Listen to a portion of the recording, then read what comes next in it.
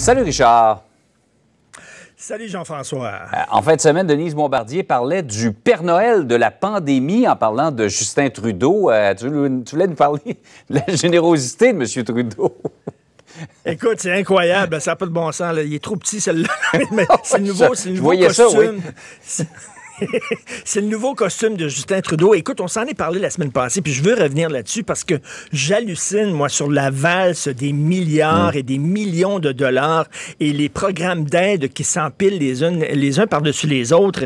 Écoute, c'est quoi la suite? Là? Ça va être quoi? Un programme d'aide pour les camelots? Pour les caleux de bingo, N25033, ils ont perdu leur job.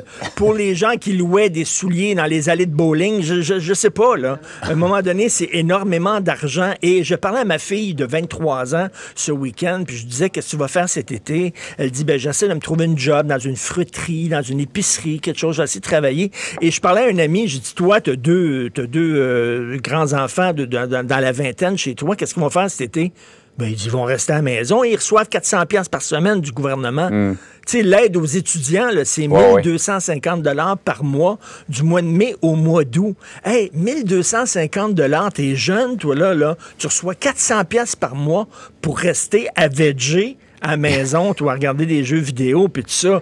Penses-tu que ces gens-là vont aller travailler? Donc, ce sont des mesures qui sont censées aider l'économie et qui, finalement, mettent des bâtons dans les roues pour les petites entreprises, on se l'a dit, qui se retrouvent avec, exactement comme avant la pandémie, c'est-à-dire avec des pénuries de main-d'œuvre incroyables. Écoute, moi, j'aurais aimé ça, lorsque j'étais étudiant, de recevoir 400 $ par semaine à rien foutre.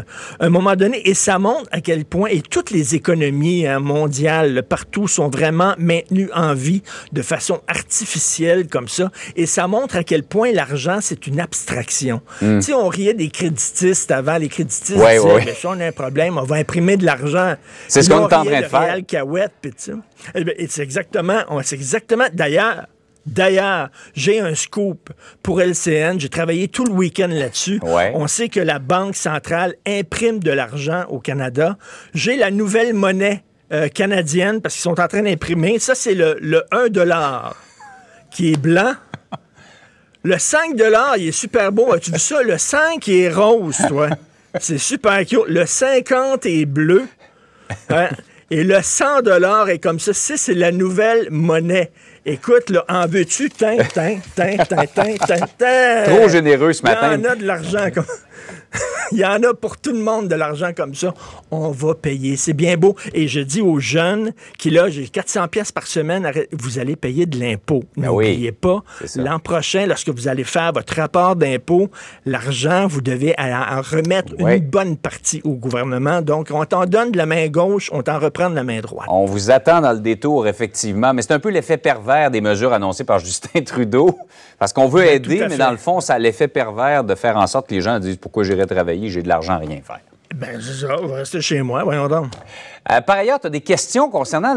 On va commencer à parler de déconfinement à partir d'aujourd'hui, dans les écoles aujourd'hui, pour les entreprises demain. Écoute, là, je le dis, je suis un simple citoyen. Tu vas au courant de la journée, tu le fais au cours des derniers jours, te parler à des scientifiques, des gens qui connaissent fort bien ça, l'immunité collective, l'immunité personnelle, etc. Ils connaissent ça beaucoup mieux que moi. Moi, je suis un simple citoyen et je regarde ce qu'on me dit. Et là, on disait, écoutez, le déconfinement, ça va de pair avec l'immunité collective. C'est-à-dire que, bon, on sort, on va retourner travailler, on va retourner à l'école. Et là, il y a des gens qui vont attraper le virus, mais qui vont le combattre parce qu'ils sont jeunes, parce qu'ils sont en santé. Ils vont recouvrer la santé et après ça, ils vont immuniser.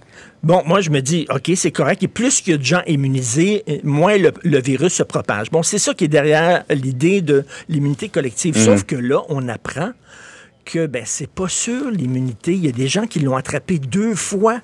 Et peut-être même 3 fois. Donc, est-ce que c'est vrai que quand tu l'attrapes, tu l'as pu?